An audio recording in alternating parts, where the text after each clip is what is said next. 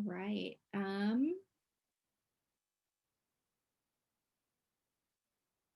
Great. Should I kick it off, Lori, or? Oh, I can go ahead and kick it off. We're going to give people a minute just to go ahead and join and let them trickle in for a second, and then we will go ahead and get started. And yeah.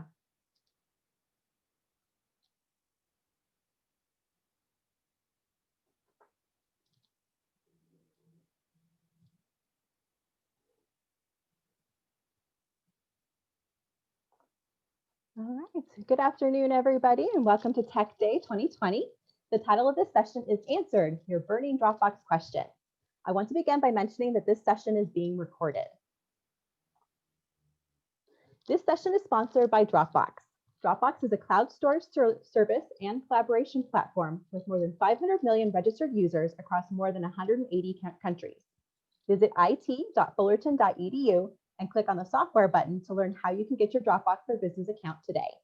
You may also visit Dropbox's virtual vendor booth tomorrow between 12:30 p.m. and 1 p.m. At the end of this session, please fill out the prompted survey to be placed in an opportunity drawing to win 20 gigabytes of free personal Dropbox space donated by Dropbox. During this session, please use the Q&A feature to submit a question. We will answer as many as we can after the presentation. I would now like to introduce our speaker. Amy Gao is the Strategic Customer Success Manager with Dropbox. Welcome, Amy.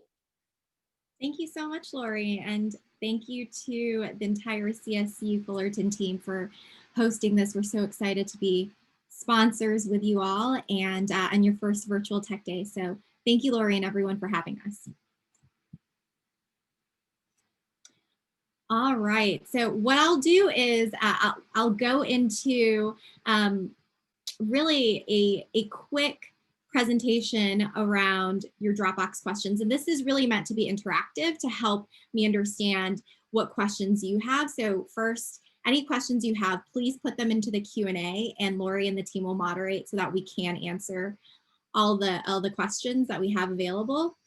And then secondly, we're going to do a little bit more of an interactive play to understand how we can best support you. So I see that we have about 66 participants, which is great. And so my first question is this: if you are a student at CSU Fullerton, would you please go down to the participants tab in Zoom and raise your hand so I can see who is a student? See 3 hands raised. All right, any other students we have today? Okay, so most folks then are faculty and staff, which is really helpful. And then for students, thank you for letting me know as well. All right, so what I'm going to do is I'm going to share my screen. If you can all see my screen, it says answered your burning Dropbox questions. So what I'd love for all of you to do is I'd love for all of us to take a quiz, especially since we're an education organization. If you can pull up the QR code or go to menti.com and use the code 420772. And the question that I have, and I'm going to share, I'm going to change my screen quickly, is how many ways can I access Dropbox? I'd love to understand how many ways you think you can access Dropbox. And as your questions come up, great, let's see what this looks like. All right, so we think, seems the vast majority of folks, all right, three or four ways I can access Dropbox. We'll wait a couple or seconds to see if this changes. All right. So it seems that most folks think that there are perhaps 3 to 4 ways that you can access Dropbox. While the answer to that question is, if you're ready, the answer is actually 6. There are 6 different ways that you can access Dropbox. And so we're going to kick it off just to give you a sense of what that looks like. And so what I'm going to do is share what that means. So let's see, we're going to do a new share. We're going to go here. All right, folks. So there are actually 6 different ways that you can access Dropbox. And so I'm glad that we're going to show something that you may not know. So the first is you can access Dropbox on the web via dropbox.com. And you can also access it through your Cal State Fullerton website for Dropbox. You have a site for students, and then there's also a site for faculty and staff. But the first is you can navigate to dropbox.com. And what I'll do is I'll demo all of this once we go through it. So the first is the web portal. And this is how I think most people think about accessing Dropbox. Now, the second way you can access Dropbox is on your laptop or your local computer. And there are actually 3 ways that you can access that. So one, we have the new Dropbox app, which is this configuration. And I'll show you a little bit what this looks like, but provides you with much more context than perhaps you are used to. And this is really to facilitate projects and collaboration with others. The third way is something a little bit more standard. You might know that you can download the Dropbox app and access it through your Finder or File Explorer. And this that you see right here is what it looks like in your Finder. And if you're on a Windows computer, then it's the File Explorer. But Dropbox is basically a folder that you can navigate to. And then the fourth way, so it's a little bit of a trick question. The fourth way that you can access it on your laptop is through your system tray, which we call the Dropbox Assistant. And if you're on a Mac, it's in your top right corner. If it's on your Windows, then it is your bottom right corner. You click on Dropbox icon and it'll pull up quite a bit of information here. So those are 3 ways that you can actually access Dropbox on your local computer. And then number 5 and 6, we have 2 different mobile apps that you can use to access Dropbox. And the first is through Dropbox. So if you go to iOS or you go to the Android store, you can access Dropbox and download that app in order to see and use it. There are a lot of capabilities there that are not available naturally to the desktop app. So your ability to quickly scan your document from any phone, you can post backup photos, etc. And then we also have Dropbox Paper. So for those of you who have not heard of Dropbox Paper before, it is a collaboration platform which we call Paper, and it's a workspace that helps teams create and share ideas and manage and collaborate. And we can go into that a little bit more in a bit, but there are 6 different ways that we're able to access Dropbox. This was really to get everyone kind of going on different ways that you can get to Dropbox. And so I'm going to pause right there and see if we have any questions about this.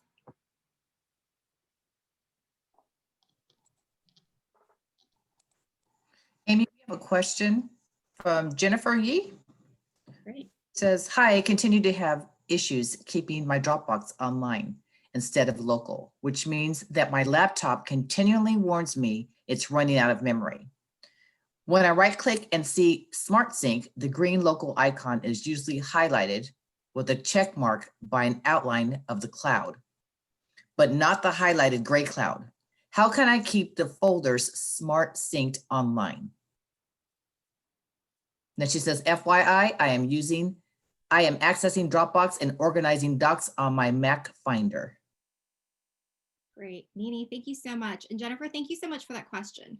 What I'm going to do is I'm going to share my screen and we're going to see if we can kind of address that. So to everyone who's listening, what Jennifer is referring to is one of the core features of Dropbox, which is Sync. And what's great about Sync is it allows you to keep your local files that you need easy access to on your local computer, your desktop or your laptop. Or for things that you don't immediately need access to, you can just evict it into the cloud. So it exists, it's in dropbox.com, it's in the cloud, but it's not taking up space on your computer.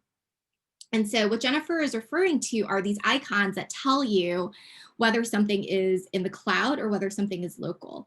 And Jennifer, it seems, is using Smart Sync, which means that you can see well, what you see right now on my screen is similar to what Jennifer has as a Mac user. So she'll see all these different folders. And what you see in these folders are some of these folders have this gray icon that have a cloud. And what it means is it's online only.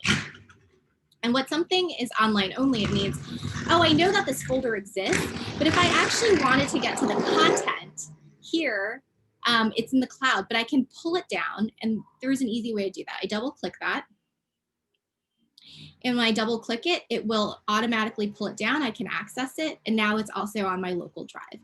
And I know it's also on my local drive because not only did I open it, but now this icon has changed to a green check mark.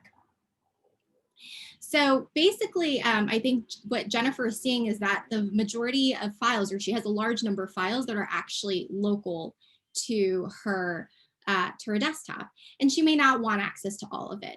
So a way that you might want to do it is, let's say you have an entire folder that is green, and just to also give you a sense of what this icon means, if it's a white background with a green check mark, then it's usually associated with a folder, and that means that some content is local and some content is in the cloud. So here we have two documents in this folder called general documents. We know that this content is also local. We know this content is only in the cloud. So if I wanted to just auto evict, or I wanted to say, hey, I don't want this document in my computer on my desktop, but I want it in Dropbox, I right click that, and then I go to Smart Sync and I make it online only. And I cannot just do that with individual folders. I can do that, or files, I can do that with entire folders. So Smart Sync, I want everything in this folder to be local because I know I'm gonna need to access it. And now you see this blue sync and everything is getting synced down to be local. And then let's say I don't need it anymore. Right now, all of these contents are now local. I just right click it, I go to Smart Sync, and then I go to online only. And now all that content is now being evicted from my local hard drive into the cloud. When I say evicted, it just means that it's not living on your local hard drive. It means it's still living in the cloud. So what I would suggest, Jennifer, is take a look through your folders, and you can, for instance, for folders that you don't need on your local hard drive, just right click that, go to Smart Sync, and then make that online only to free up some space. Now, something else you can do is you can what we call Smart Sync Auto Evict. And so that's a capability that needs to be enabled by the CSU Fullerton team. And so I'll talk to the team about that. But in the immediate term, the best thing to do is anything that has a folder or has this type of icon, just right click, go to Smart Sync, go to online only, and that should free up your space.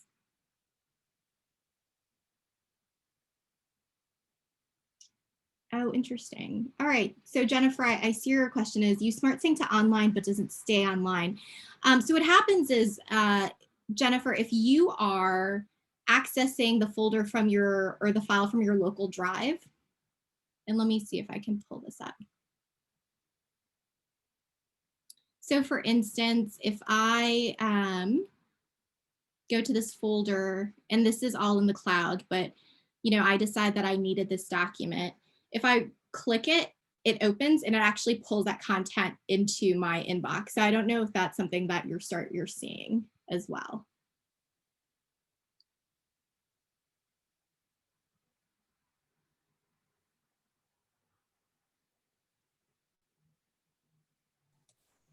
All right. We have another question also, Amy. Great. We have a question from Sam Chung. He'd like to know, is there a limit on how large a file can be stored on Dropbox?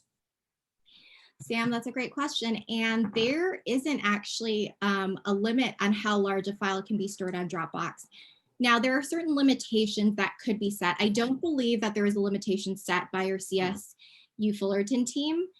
Sometimes organizations can say that we will only allow 5 terabytes of data to be stored in an individual's Dropbox account. I don't believe that's the case with CSU Fullerton, so you could store actually as much as you'd like. The limitations are whether you're trying to store something via the web or via the desktop. And so what we recommend is if you have large files by size, we recommend that you download the local app, you download the local Dropbox desktop, and then use either your Finder or File Explorer or your new Dropbox in order to bring that file or bring those files into your account. So you should definitely use it. It's one of the benefits of Dropbox is being able to handle lots of data and lots of space. Another question we have from an anonymous attendee. If a team member leaves and they are removed from the group, does removing them automatically delete any files/folders from share content? Great. So let me see if I'm interpreting this correctly. If a team member leaves and they're removed from the group, does removing them automatically delete any files or folders from the shared content? Yes. Okay, so let me see if I'm interpreting this correctly. So if we're seeing a team member leaves, let's say you are collaborating with another faculty member who leaves CSU for another institution, and they are no longer part of the CSUF team. It doesn't, if the content lives with them. So let's say they created a content in their own shared folder, and they had shared it out from their own shared folder, and they leave CSU Fullerton, then if that content lived in their shared folder, then it would no longer be shared with others, because it's the same idea of me, creating something and sharing it and then leaving. But if it was shared into a team folder, then that content should still be available.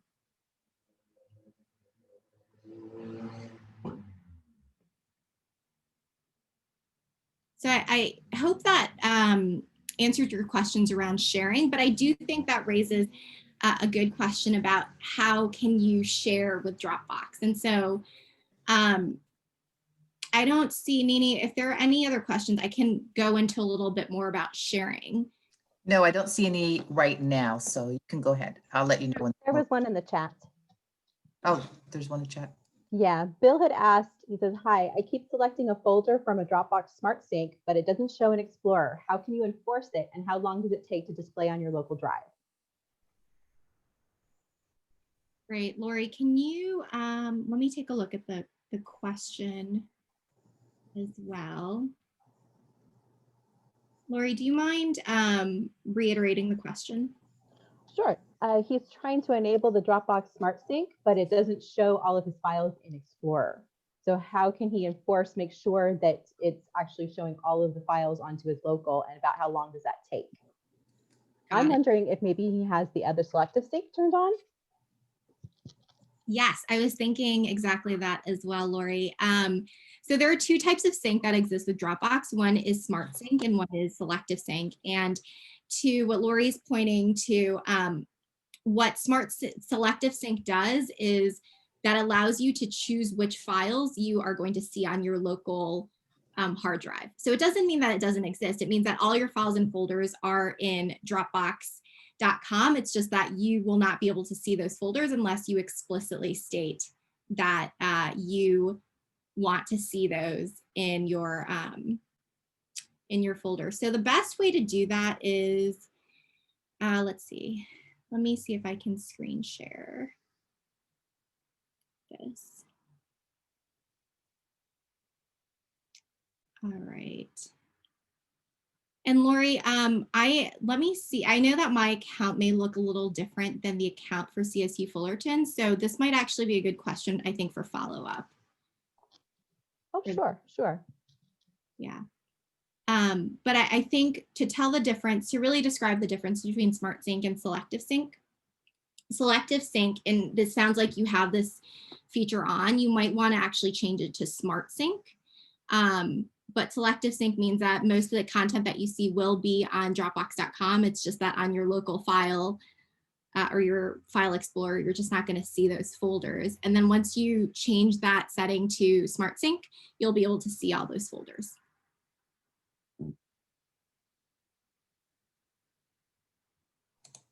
We have another question also. Great. And this question is from, I want to get the name wrong. Maybe I'll just pass on the name, but it says, is Dropbox developing an ECM capabilities like SharePoint, IBM FileNet, form/workflows? That's a good question. I actually am not familiar with what an ECM capability is.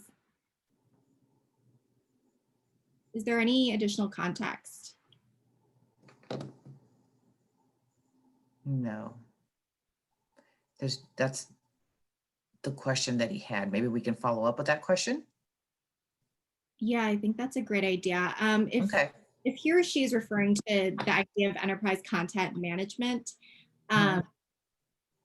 then it would be helpful to hear what specific capabilities you're referring to, whether if you're referring to workflow capabilities or other capabilities. But in terms of general enterprise content management, the way that we think about our work in sharing, collaboration, and file storage is that we actually do play in that space. So if you could follow up with some additional context or additional information, that would be helpful. Okay, sure. Next question we have is, what's the best strategy to reduce the size of the index file? That's from Vandam. I see. Let's see. What is the best strategy to reduce the size of the index file? That's a great question. I don't actually, this is the first time in my tenure at Dropbox I've heard that question. So let's follow up with you directly on that. I actually don't know the right answer. Okay. Next question, this is from an anonymous attendee. If faculty staff retires, could we keep the Dropbox account? Great question, Amy. I think that's a question for the CSU team. Okay. Willie or Hector, would you be able to jump in and answer that question, please? Hi, can you hear me? Yes. Hi, yeah. So the question was, if someone retires, if they're able to retain their Dropbox account. Typically, what's included in when someone retires and gets emeritus status is that they can keep access to their current account. But if there is no emeritus status, then they don't keep that account. So only if they are granted emeritus status. Does that answer your question? I hope that answered it.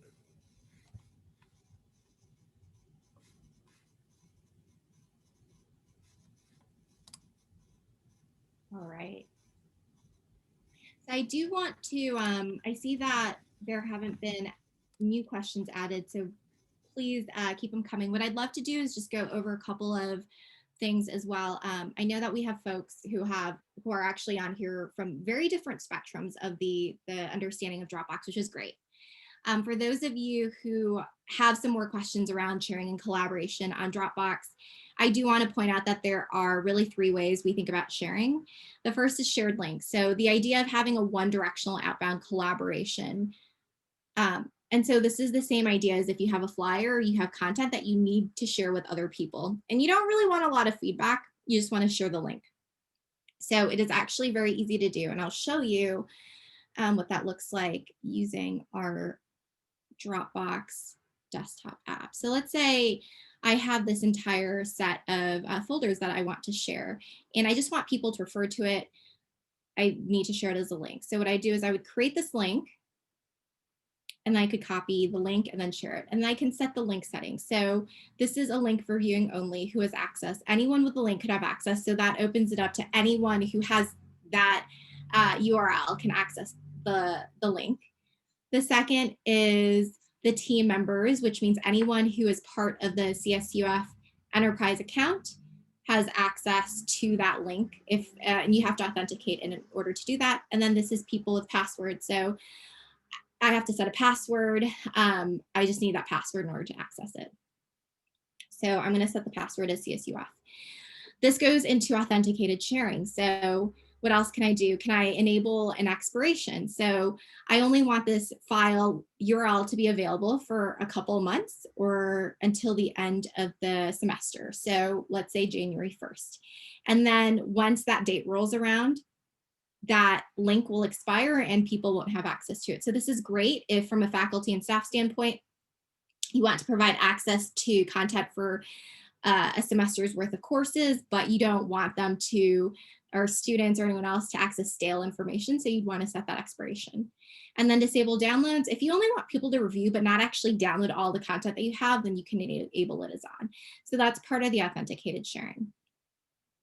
What you can also do is go ahead and you can share a folder. And this is actually a folder that has been shared. You'll see there are people associated with it. And then I would invite members, and I can actually invite people into that folder. And the concept of that shared folder is it's directional collaboration. And so think about bringing all this content together, getting into a physical room and collaborating and working on things together. So you can all add content in, take content out, make changes to that content. And that way your files are always staying synced. And so that's, and you can of course change your sharing settings that way as well. And so that way everyone can go in and collaborate. Your TA, yourself, a fellow faculty member can come in and make changes as you need to. And you'll see that here I have Val, who's a collaborator, who can also see all this content as well. So just give you a sense of how you can share and collaborate rather than just store content on Dropbox. All right. So I think we only have about 3 minutes left, and wanted to make sure we answer Q&A questions. Yep, we have one more that we came from an anonymous attendee. And it says, as a CSUF Dropbox user, would I be able to add a person to my Dropbox team? Or would I only be allowed to share with @fullerton.edu accounts, or can I share with those outside of CSUF?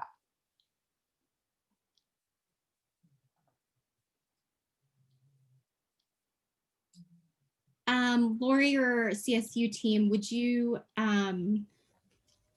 like to answer about adding a person to the Dropbox team? I can speak. I can answer that.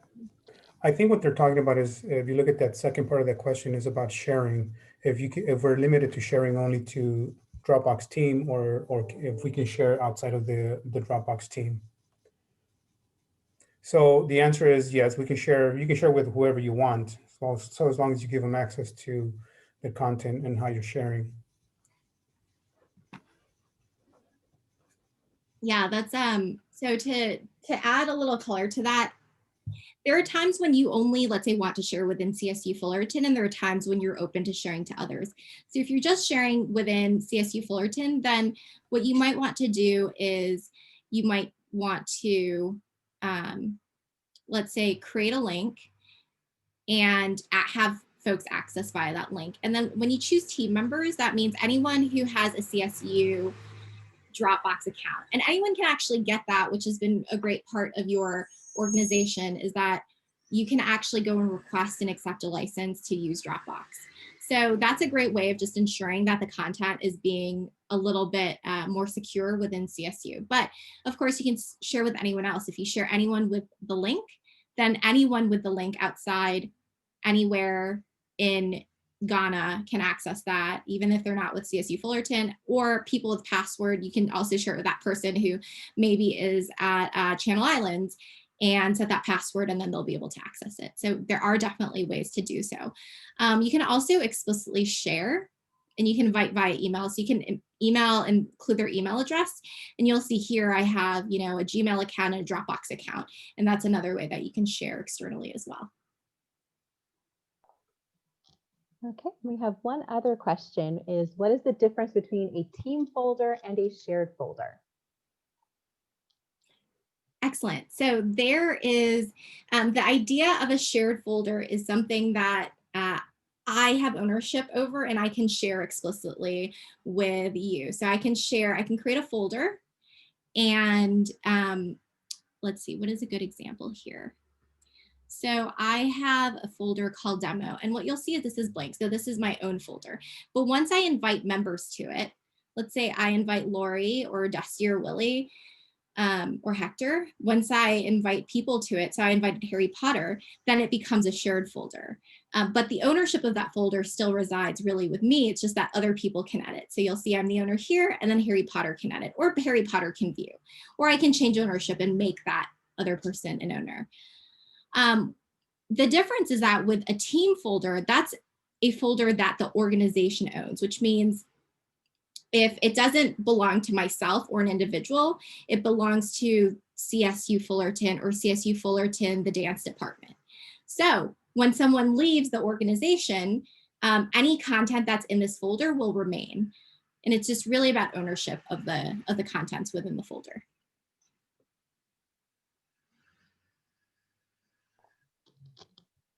All right, I think we have answered all of our questions here.